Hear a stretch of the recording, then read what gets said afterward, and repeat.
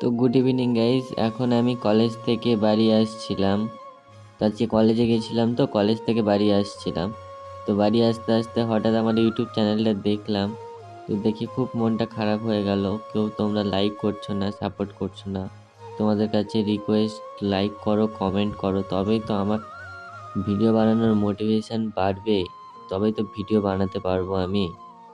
একটা video post করার পরে সেখানে 300 থেকে 400 ভিউজ যায়, তাও কেউ লাইক করছো না।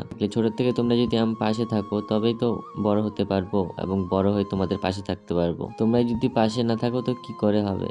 তো গাইস, তোমরা রিকোয়েস্ট তোমাদের কাছে, লাইক করো, সাবস্ক্রাইব করো, চ্যানেলটা সাবস্ক্রাইব করো। নতুন নতুন যেন ভিডিও দিতে পারি, নতুন নতুন ব্লগ ভিডিও যেন দিতে পারি গাইস।